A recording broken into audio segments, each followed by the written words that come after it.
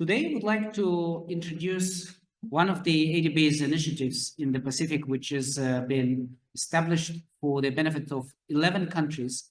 And this initiative is very transformative and very unique in terms of its design and in terms of its support and the benefits to all the Pacific partners.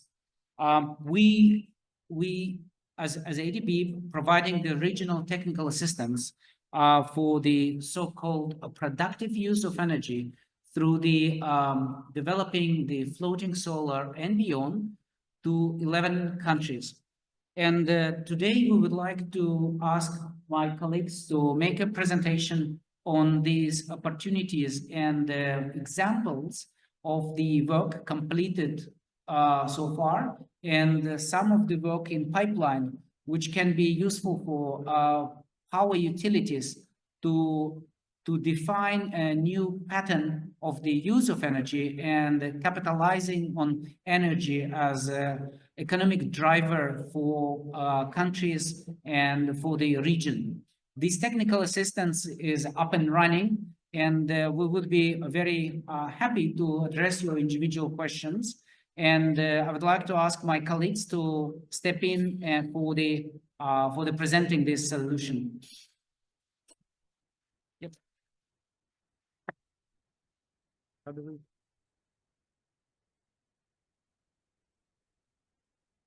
We ask Lily. I trying to figure out what. Okay, sorry. Let's do that. View. Speaker. No, speaker. Okay, just to add to what Rafa said, we distributed earlier a flyer of our publications that are up and coming. So that's a summary of a series of publications that we are putting forth as part of the Floating Solar PV Plus Productive Uses of Energy TA. So please do watch out for that. That will detail what we have done under the TA, including site selection, how the methodology of site selection and site prioritization across the smallest 11 Pacific Island countries. And this particular projects that we are tendering now for Kiribati and Tuvalu includes electric reef regeneration and other coastal protection elements.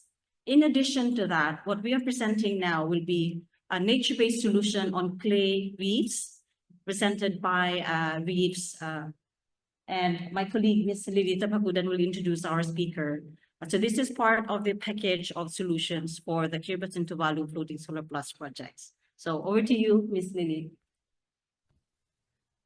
Thank you, Cindy, for the introduction that sets the scene really well for today's technical presentation. And we are happy to have Hannah Kufus from Reefs to join us today to talk about 3D clay reef systems, an innovative approach to structural enhancement and habitat rehabilitation. Hannah is an interdisciplinary marine and freshwater scientist, scientific diver, a yoga teacher, and is co-founder and head of field operations and scientific partnerships at Reefs. She describes her work as driven by a passion for science-based and socially sustainable environmental protection, rehabilitation and restoration of ecosystems, and a deep commitment to tackling critical habitat loss. Her work at Reefs has been recognized with significant awards, including a nomination for the Earthshot Prize and winner of Planet Hero Award for Biodiversity. So please all welcome Hannah Kufus. Hannah, the stage is yours. Thank you very much. Very good morning from Switzerland. I think it's actually quite late for you. I might be the last presentation for today, so I hope you can still enjoy it. And yeah, thanks Sydney and Lilita for the introduction.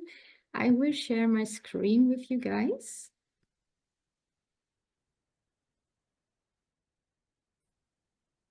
So I hope you can see it. Let me know otherwise if I'm not loud enough or if you cannot see the presentation, please. So first of all, thank you so much for giving me the opportunity to present today. And as already introduced, I will talk about 3D clay reef systems. So because what we are doing at Reef is rebuilding degrading coral reefs around the globe. And luckily, we got some recognition in international and national prizes in the last years that's also helping us to forward our work into the world. Reefs is a corporate, but Reefs also is an NGO. So we have two different angles we are working from. For 2 minutes. Yeah, over to you. Okay.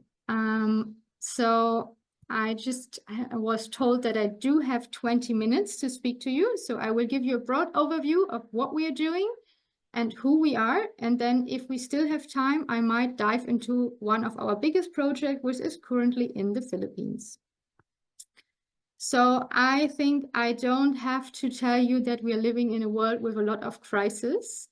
But sadly, there is one crisis that is really not often addressed and not often talked about, and that's the global biodiversity crisis.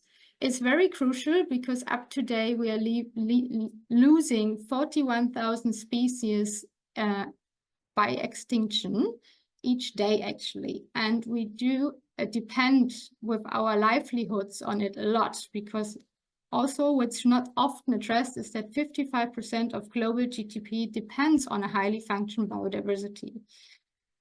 The major problem here with coral reefs is that they are one of the first ecosystems that will disappear with global warming, but also a lot of other anthropogenic-driven factors that we are trying to tackle and work to actually mitigate them or even make them less, So that's what I already said. I think up to date, 95% of corals worldwide are threatened by extinction. And it's predicted by science that if we are not taking action now and if we not manage to change global warming, that will be by 2050. So this is also very important because it has a lot of negative factors, as I already said, on our societies, but of course not only on human beings, but also on the marine life. So 25% of all marine species are depending on healthy coral reefs.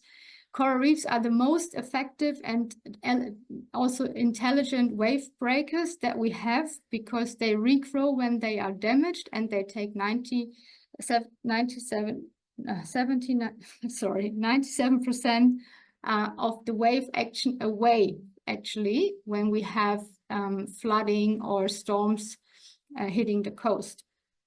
They also protect 71,000 kilometers of coastline, and they sustain 1 billion of people, not only for food security, but of course also different economical sectors and tourism. So yeah, I like to show you the numbers to get an idea on how important coral reefs are actually. And here, this is mostly what I just already said.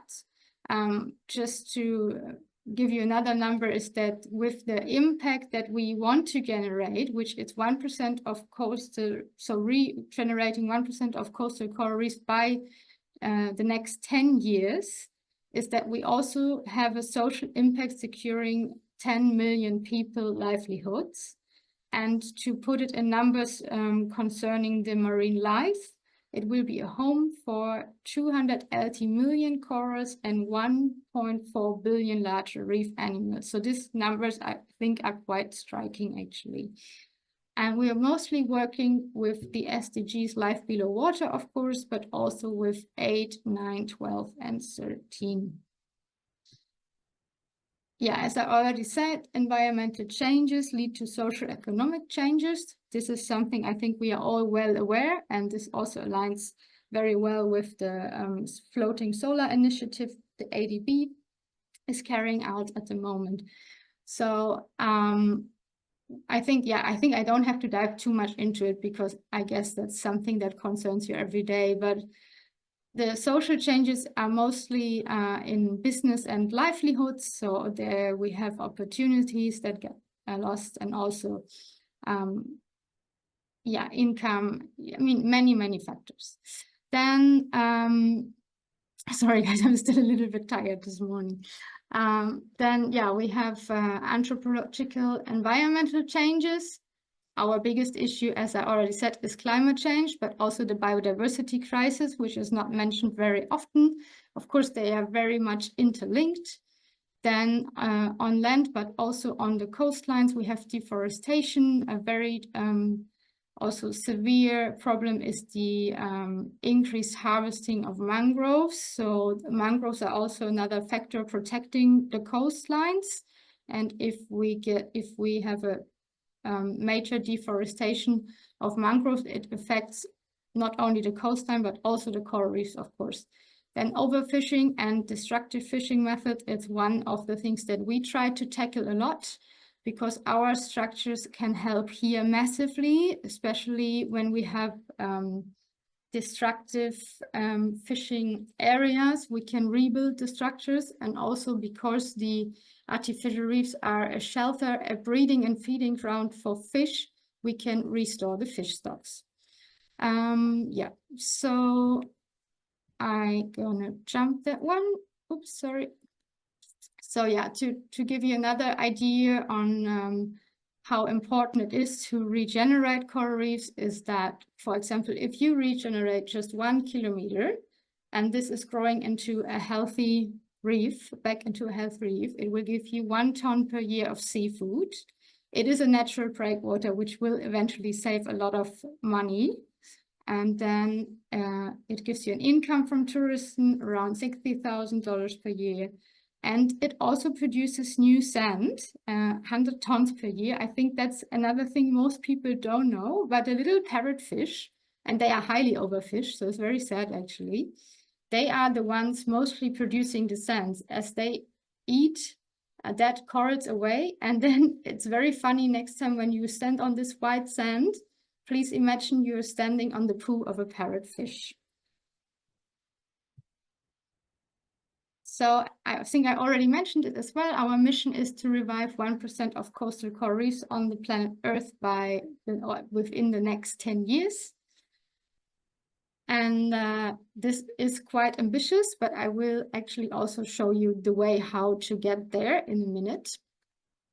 So what we are doing is regenerating degraded coral reefs. I already said what we do with it is elevating corporates for sustainable actions. So at the moment, our projects are mostly funded by bigger corporates within the DACH region, meaning from Europe, but we also have some international partners funding our work. And what we're also doing is building a global movement of local reef builders. So in the Philippines, we do have our first local teams that are completely independent building the reefs. And then in Colombia, we do have local teams that are not yet independent building the reefs, but they independently do all the monitorings belonging to the reefs. So we're doing scientific monitorings all half year to really understand how the biodiversity develops within our structures, and also from those data getting a lot of information, what can we change to make the structures even better. So yeah, this is us. We are an interdisciplinary founding team. We have Dr. Ulrike Freund. She's our co-CEO and head of R&D. Then we have Josephine Graf, our another co-CEO. She's the head of business development. So I hope I can answer your questions later on, but I may pass on some business related questions also to those guys, and they can answer via email later. Then we have Marie, she's our head of product and marketing, and myself, I'm head of field operations and scientific partnerships. We do have also a quite diverse advisory board from different business sectors, but also from science. And now I quickly want to show you how it actually works, what we are doing. So we developed a 3D printed clay model. So the one you're seeing here is actually the first prototype. So this is still pretty small. We are building now with a bigger version, which is 5 times bigger in volume and a bit more sturdy and stable than this one. However, this one already withstood Hurricane Force 1. So we are quite happy with the results here. And it's really made to interact with the current flows, what you just saw in the video. So meaning we are working with natural coral recruitment or in general natural larvae recruitment. So we are just building the structures and then they are completely maintenance free. So we are not touching them after they are built. They not get cleaned, they only get monitored. And we get really good results for coral recruitment. And also for any kind of reef drawing organisms, they very quickly move into the structures because we have this diversity of holes and shapes, and we can really adapt the structure to the need of the ocean seafloor and the ocean environment, as it is like a Lego model. No? It's very modular and easy to apply. You can also apply it easily with divers and even free divers, depending on how deep the water is. Okay, so I think, yeah, most of that I mentioned already. So it's 3D printed technology, it's science and art-based actually. So we're also using art to do a lot of communication and elevate the system also for a broader audience that are maybe not from the technical field. So it's really useful to do a lot of environmental education. We have a lot of exhibitions in different museums and bigger events. And as I said, it's a modular reef system. And after a while, eventually it turns into a resilient and self-sufficient coral reef. The structure is biodiversity enhancing. That's something we can clearly show with our monitorings. In the monitoring, we use a lot of visual method, but also we are using environmental DNA, and it's planned to also start using soundscaping, but that's something that still needs to be developed as a scientific method. There are some groups on it at the moment. Yeah, so also maybe important to mention is that those structures are made from pure clay. So it's a natural material. Of course, it's tested and standardized, and it doesn't leak any minerals or any chemicals. There's actually no, you don't have to add any chemicals in this material. And it is very durable. So I think it is one of the few materials that last for ages in the marine underwater world. So maybe you can imagine like, I mean, there's no such like long-term tests from our sites, but for example, there's some Greek amphiphors made from clay that are found over 500 years old and older in the sea, and they actually haven't changed at all.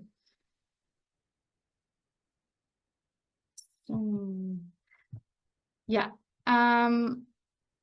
we are working with CFD modeling, so computer fluid dynamic models. And we are doing this to simulate the interaction of current flows and wave actions on the structure to understand how the forces are actually getting distributed on the structure, and then also how they get redirected from the structure. To be honest, we are not doing this in all our projects because it always needs to be we always need to have a scientific partner in place doing it for us. But for example, in Colombia, we modeled all our structures, and it's the goal for us to always do it. So in case we're going to start working together, it would be amazing if we find someone who could also work with the CFD modeling with us. I think especially if you want to make sure that you really protect the coast, that's a first hint and essential to do it. I quickly want to jump into our story. So we started 4 years ago with first experiments in the Maldives, and we've proven that our material is suitable for natural recruitment. You can see here, this is just a test on tiles. It's standardized 10 by 10 centimeters, something what you usually do in the scientific world when you want to test recruitment. And in the small picture, you see the empty tiles when we put them in. And then here's a picture from November 23, where you see the natural recruitment was successful, and we do have quite sufficient coral growth here on the tile. So we are happy that they also grow very fast. And also we did had like 3 heat periods here on those corals, and they seem to be quite resilient. So I think that's the beauty also with working with natural recruitment, because you're gonna catch the larvae that's in the water from adults that were surviving the bleaching events or other stressors.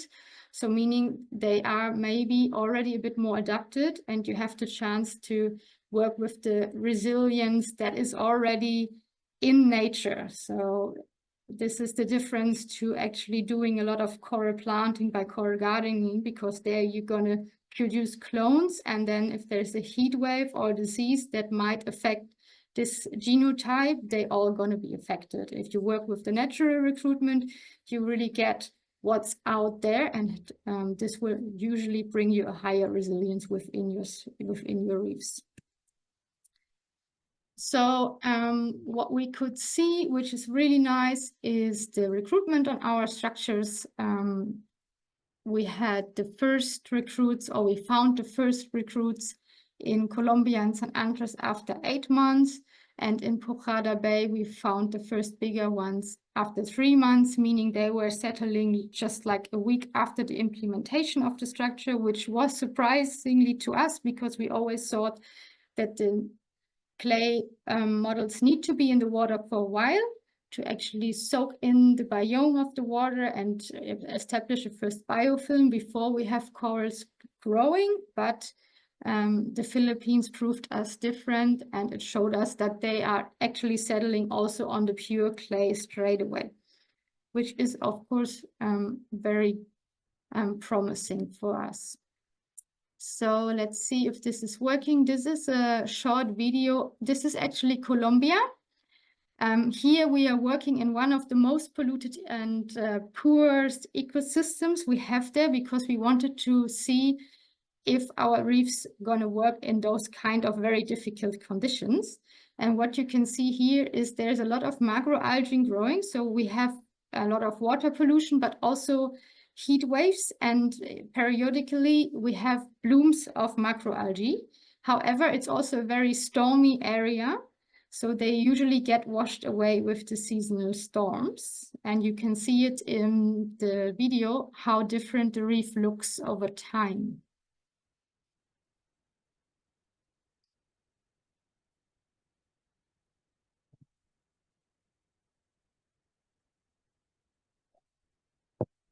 So this is in a night dive, so you also see like a little octopus living in the structures. There's one big coral here that unfortunately bleached by now.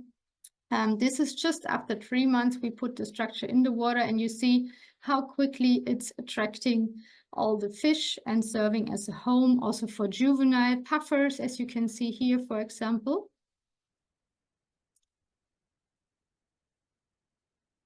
Yeah, I think this is 6 months after installation, so you see the algae grows. But despite the algae, we also got a lot of recruitment in those reefs. And then here are some fish seeking shelter from the currents and maybe also from the sun. And then, of course, we do have crustose animals living here. We have sea urchins. As I said, all kind of reef trawling animals are getting attracted and moving into the structure. And that's also especially important to us, because we need to establish ecosystem balance, and that only works when you really think the whole system, not only the coral, but all the other organisms that belong to the system to actually transform into a healthy coral reef. So you really need to have the grazers that are keeping the algae away, but you also need predation in the reef. So yeah, it's like a whole cycle, of course. Okay. So I think we can go to the next slide. Yes, so to sum up, so we have proven that the solution works. We working with different angles. We have a scientific report, unfortunately only on 2 installations at the moment, but we're hoping to get out the next impact report by beginning of next year, as we are growing, and we do have 5 different structures now in all oceans. And what we could show so far is that we increase fish diversity very quickly. So after 3 months only, we have reached the same fish diversity within the structures than in the natural reefs. The regeneration of corals is working surprisingly well. So as I showed you, we have recruitment very fast. Larvae settle in within the first weeks. And after 1 year, we discovered twice more baby corals on our structures than on the natural reef. Of course, to be fair, we have to say there is new settling space in our structures, and in the natural reef there is more competition. So this is also a reason why it works so well. Then, yeah, the survival rates are really good of the coral recruits despite heat waves. So we are happy to see that. Even though in Colombia, where all the branching corals were bleached, the other recruits that were settled on our structures survived the last really severe heat wave this year. And then we increase local action. This is one of the pillars we're working with, and it's very important to us to always empower local communities to actually do the work with us and then eventually completely without us. So at the moment, we work with 10 local partner organizations across 5 countries. And we have, as I already said, independent reef builder teams within the Philippines since this year. And actually, they are right now at the moment building a reef in Siquijor in the central Philippines. So we are very much looking forward to see this result of their first action there. Yeah, speaking about social impact, I think most of it I said already, but yeah, we actively involve local communities in Ecuador, but also in the Philippines. We're also working a lot with local fishermen families, with, of course, academe partners, with the different departments like the Department for Fishery and Agriculture, but also the Department for Environmental and Natural Resources. So they are helping also with the monitorings. For example, we are transferring the knowledge by not only by empowering people to become reef builders, but also by actually starting a local production now in the Philippines and hiring people to actually produce the clay bricks. And yeah, that's all our path to empower local communities and also make them guardians of the marine ecosystem. So what we also do is a lot of educational work with the local universities. So we have partners that are actually going into the schools, all grades, doing environmental educations with the kids, but also holding environmental information campaigns for a broader audience and different stakeholders. Yeah, up to date, we have, so as I said, we have 5 reefs now, but the one is still in the build at the moment. And we have our first structure in San Andres in Colombia. We have a structure on the British Virgin Islands. We have our biggest structure in Pujarra Bay in the Philippines. This one is about 100 cubic meter big. And then we have a nice structure in Ecuador on Isla El Sur. If you're interested in the impact in the report, you can actually download it. I'm not sure. I think you will get a handout later on. And as I said, I wanted to show you how we envision to really have this global impact that is needed when we want to restore coral reefs for the next future generations. And we started with the go-to-market. So this has actually already happened. What is not yet completely happened is the local production, but we're expecting the facility to be built by end of the year. And with the local production, we are cutting costs by 50%. The second phase is go-to-market coastal protection, and that's something that might be very interesting for the floating solar as well. I will dive into it. This is going to be my last 2 slides in a moment. And what we also do, we build a biodiversity platform to really also generate funds from the biodiversity that's generated within the structures. And then, yeah, industrialized production and AI-based reef design, that's still future thinking, but actually not so far away because 26 is coming soon. And then the last phase is global scaling. So one path that we are envision is franchising with our structures. Also, we are working on open source model at the moment. We want to create thousands of jobs by distributing in the franchise. And yeah, the eventual goal is then having this 1,000 kilometers of coastline regenerated within the next 10 years, as I already mentioned in the beginning. So what could be benefits combining clay reef structures with floating solar installations? Obviously, they need to be protected. And we have a hurricane-proof structure in place that is not just a gray structure, but a gray-green structure. So it's man-made, but it's bringing back a diverse coral reef with thriving biodiversity. It is very resource efficient. So because of the 3D printing, we are able to build a very stable structure, but with less material than, for example, if you would cast a concrete block or something like that.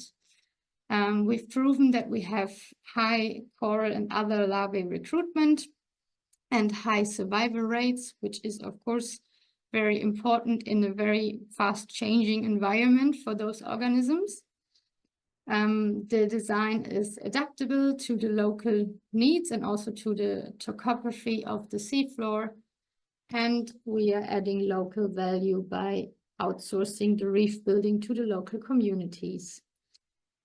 Then what we think could be very positive for the reefs themselves is actually the shade that the solar panels are generating on the surface water.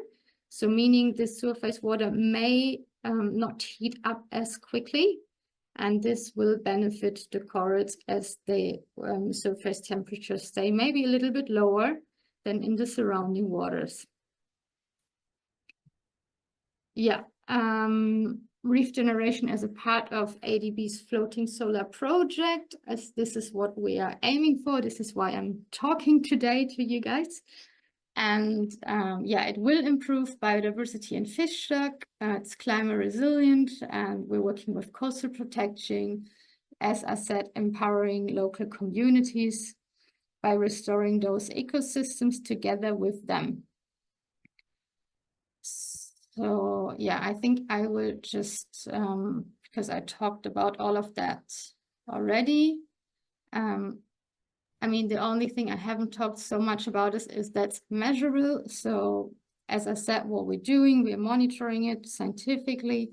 And of course, also this data, they're going to get published eventually and also are shared with all the local stakeholders. So thank you very much, and please get in touch for any further questions later on. But I think we also have now like half an hour for question and answers, and I'm very happy to be here and hopefully can answer all your questions. All right, thank you, Hannah, for giving us all a glimpse of the nature of your work. It's a very interesting and a very challenging one. I especially noted that Reef's work is in response to a number of sustainable development goals, so bringing science-based innovations into practical application at the community level. So engaging local communities and building their capacity towards sustainable solutions for decent work and economic growth. So at this point, we will be taking in questions and comments. If you have any, you can do so through the chat function or through your microphones. If you just state your name and affiliation together with your question, and I can read it out to the speaker if you'd rather write it down. Just If I may, Anna and Lilith, this is Cindy from Tonga. So we do have our PPA participants in the audience here on the floor, and of course we also have about 24 participants online. So I'd like to open the floor first to the ones that are on the floor here, if that's okay. We have a microphone. Please ask your question. If it cannot be read, I will read. If it cannot be heard, I will repeat the question, please.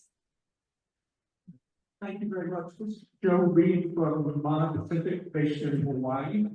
I'm a certified floating solar developer from the Clinton Institute. And one of the challenges that I've seen with the floating solar is certainly the need to be Cat 5 hurricane capable in the Pacific Islands. And I didn't see any of the design information regarding how the floating solar was working with the substructure that ends up being the home for the reef. Do you have any diagrams of that? Is it in the information that was sent out here in the flyer? If I may repeat and also partly answer the question. The question essentially, Hannah, was there any consideration of, for example, hurricane or cyclone level 5 in terms of the design?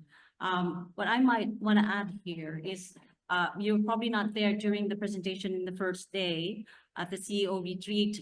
I showed the structure of the floating solar installations that we are proposing. And these clay reefs essentially will be the first line of defense, followed by the electric reef, which is, of course, be fed by electricity from the floating PV. And then we have sandbags and in natural, the way we do reclamation as another layer of protection. So there will be a series of protection, layers of protection to not only protect the floating PV system, but also the coast. So that's the design of the structure. But we can, of course, help, provide more information about the floating PV projects that are actually a tender right now. Yeah. Okay. Mm-hmm. So yeah, for the clay reef, so I have to be honest, we never had the occasion that we have such a strong hurricane or cyclone going over the structure. So what we had in nature so far was a hurricane force 1. And there, as I said, it was the first prototype and we didn't have any harm to the reef. The only thing that we saw was that it was slightly shifting. So the thing with those kind of structures is because they are modular, they also have a certain range of movement within the structure, which is beneficial if there is a lot of force hitting the structures because they're not breaking straight away, right? They can uptake the forces a bit better.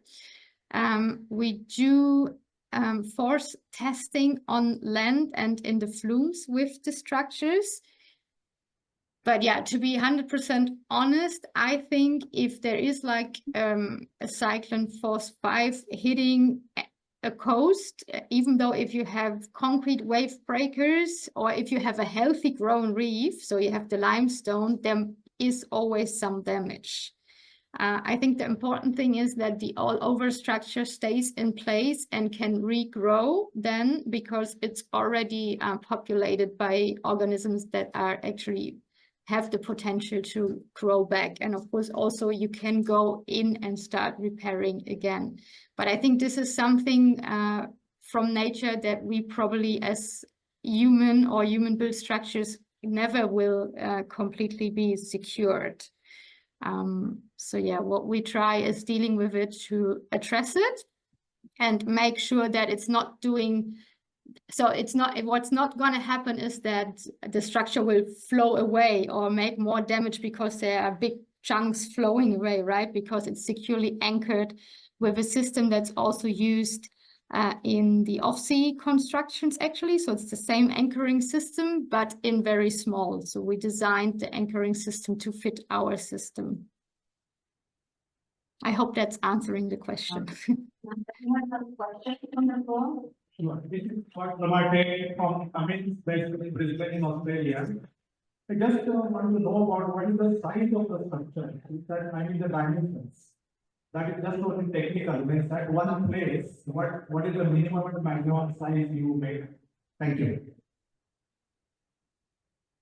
The question was the minimum size of. The minimum size. So yeah, so for the It's for the like- pilot, for the pilot, So the dimensions of the structure, height and length and width, and what is the minimum and what is the maximum sizes?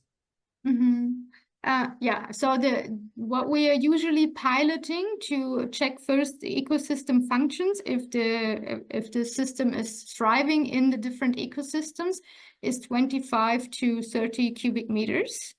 And then the biggest structures we're having in the water right now are 100 cubic meters. But of course, we are envisioned to have, so for example, for the floating solar, we were envisioning a structure of like 300 cubic meters to 500. And so the nice thing is with the modularity, you can also add on always. So meaning you start off with a smaller structure, eventually you can make it bigger and bigger if you want.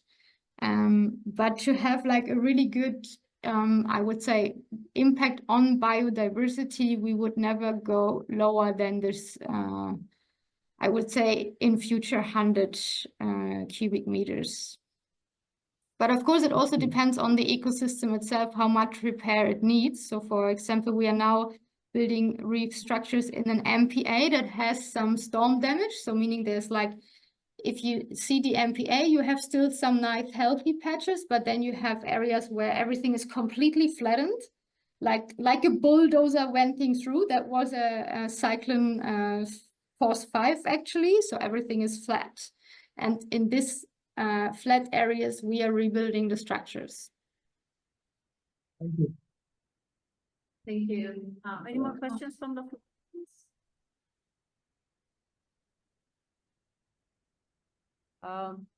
We're also conscious of time as there is another event in 10 minutes, so we probably have room for a couple, three questions or so. Do we have questions from the online participants, please? Yeah, we still have time for one more question if there's any.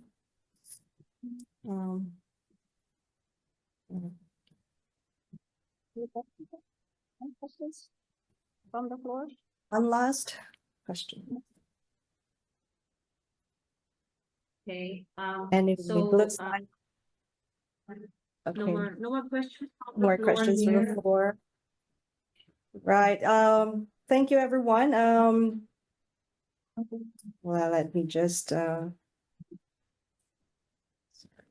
technical issues here. Well, that has been a fruitful session. Thank you very much for the questions, and for Hannah, thank you for joining us. I haven't acknowledged that we also have our ADB colleagues here in Manila, and some of our partners from Singapore also actually joined in today's webinar. And our speaker was actually coming in from Switzerland, so we have been global in that sense.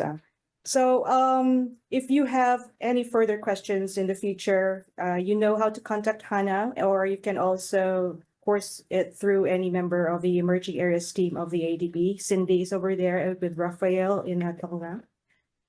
So at this point, we would like to invite Cindy, please, to close the webinar. You know, Cindy has over 20 years of experience in energy, leading and developing innovative, cross-sectoral and climate-adapted clean energy solutions in Central and West Asia, Southeast Asia, and the Pacific. And she has just been recently promoted to director of the Emerging Areas team. So congratulations are in order. Cindy, please. Thank you, Lilith. So thank you everyone for staying, and thank you, Hannah, for very nice presentation, excellent presentation. You got me convinced the first time you showed it to me. And so we are seriously now considering incorporating this as part of the productive uses of energy and cross-sector integrated solutions in our floating solar plus projects in the Pacific in particular, particularly nearshore marine floating solar. And of course, we are looking at more emerging and frontier technologies around ocean and marine renewables. So please do watch out for the next series of projects that we are deploying in the Pacific. So this is just the first and the pilots of the emerging areas teams interventions in small island developing states. And you are big ocean states. There's a lot, as I mentioned, a lot of renewable energy potential around the oceans. And there's a lot of productive uses of energy that could be deployed to help address other vulnerabilities and challenges that small island developing states face. So with that, I'd like to mention that we are open. If you have, if you have interest in some of these projects, if you would like us to look at your particular area, you can do assessments and all that, please do let us know. You have my email address and Rafa's. So, and also in the flyers that we distributed earlier, please do reach out. Don't hesitate to reach out to us. Thank you so much. And have a great evening. Congratulations again on the first day of PPA. Very good day. Thank you. That wraps up today's Emerging Areas Knowledge Series. I'd also, last but not least, thank our colleague Gina here, who has been ably assisting me in our setup at the AD.